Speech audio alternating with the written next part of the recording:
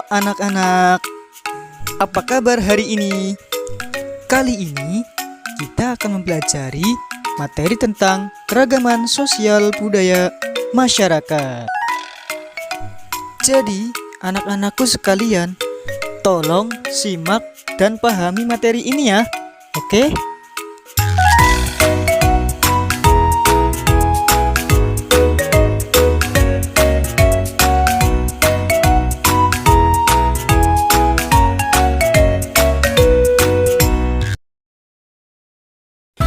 Oke, jadi tujuan pembelajaran kali ini yaitu yang pertama, siswa dapat mengidentifikasi pengertian keragaman sosial budaya.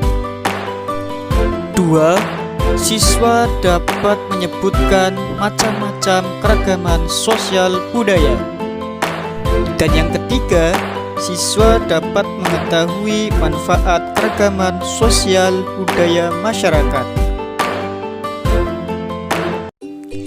Indonesia adalah negara yang kaya akan keragaman sosial dan budaya. Oleh karena itu, Indonesia mendapat sebutan negara yang majemuk atau bangsa yang plural. Lalu Pak, apa sih keragaman itu? Nah, keragaman adalah anugerah dari Allah Sang Maha Pencipta, sehingga wajib kita syukuri dengan cara saling menghargai dan menghormati satu sama lain. Keragaman juga merupakan model pembangunan bangsa karena dapat memperkuat dan memperkaya suatu bangsa. Ya, seperti negara Indonesia kita ini memiliki banyak sekali keragaman. Nah, mau tahu? Baik, kita lanjutkan ya. Nah, berikutnya kita belajar mengenai dua macam keragaman, yakni keragaman sosial dan keragaman budaya. Yang pertama, keragaman sosial meliputi keragaman agama, suku bangsa, usia, mata pencaharian, dan jenis kelamin. Lalu, keragaman budaya meliputi keragaman adat istiadat, bahasa daerah, lagu daerah, alat musik daerah, pakaian daerah, tari daerah, makanan tradisional, dan senjata tradisional. Berikut ini adalah contoh keragaman sosial pada agama. Di Indonesia ada 6 agama yang diakui, yaitu 1. Islam, 2. Katolik, 3. Kristen, 4. Hindu, 5. Buddha, dan 6. Konghucu.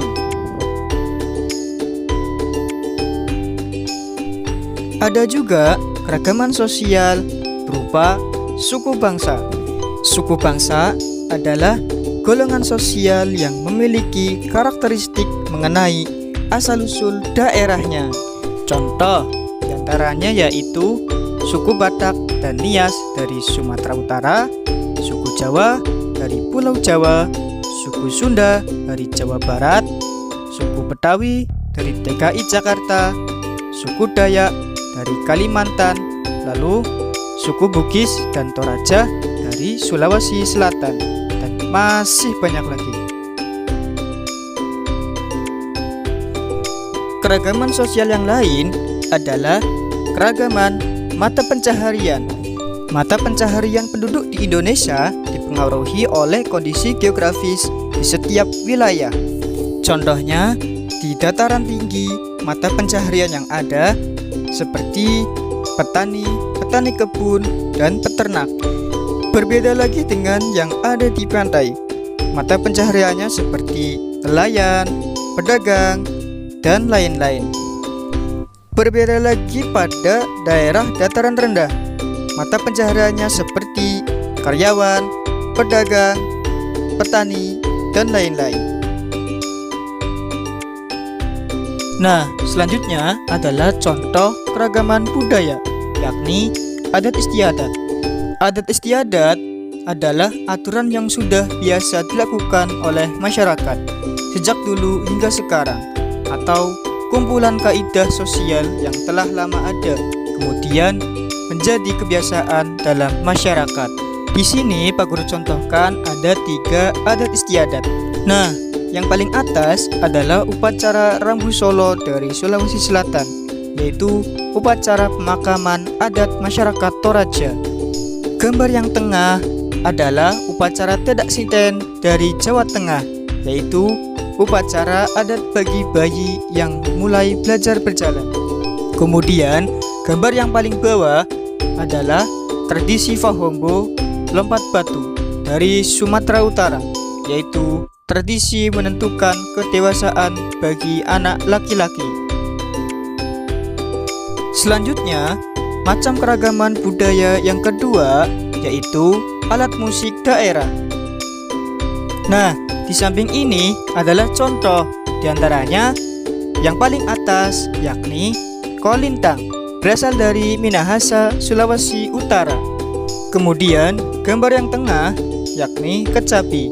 Kecapi ini berasal dari Sulawesi Barat dan juga ada kecapi yang dari Jawa Barat. Cara memainkannya adalah dengan dipetik. Kemudian gambar yang paling bawah adalah sasando. Sasando ini berasal dari Nusa Tenggara Timur. Kemudian contoh keragaman budaya yang lain yakni tarian daerah. Gambar yang paling atas yakni tari kancet papatai. Tarian ini berasal dari Kalimantan Timur. Nah, tarian ini adalah tentang tarian perang. Lalu, gambar yang di tengah adalah tari serampang 12. Nah, tarian ini berasal dari Sumatera Utara. Berikutnya, gambar yang paling bawah adalah tari baksa kembang. Tarian ini berasal dari Kalimantan Selatan. Setelah kita mempelajari macam keragaman sosial budaya, selanjutnya kita akan mempelajari manfaatnya, yakni manfaat keragaman sosial budaya. Manfaat yang pertama yakni menarik wisatawan untuk berkunjung. Lalu manfaat yang kedua mempererat persatuan dan kesatuan bangsa. Manfaat yang ketiga yakni memperluas wawasan tentang kekayaan sosial budaya. Dan manfaat yang terakhir yakni kekayaan sosial budaya dapat menjadi kekayaan budaya nasional. Kayanya keragaman di Indonesia tidak menjadi penghalang untuk Indonesia bersatu. Hal ini sesuai dengan semboyan yang ada di negara kita Indonesia, yakni semboyan Bhinneka Tunggal Ika. Artinya berbeda-beda tetapi tetap satu jua. Adalah semboyan negara Indonesia yang terdapat pada lambang burung Garuda, tepatnya pada pita yang dicengkeram oleh Garuda. Semboyan ini harus menjadi semangat bangsa Indonesia untuk bersatu. Cukup sekian penjelasan dari Bapak. Terima kasih, kurang lebihnya mohon maaf. Wassalamualaikum warahmatullahi wabarakatuh.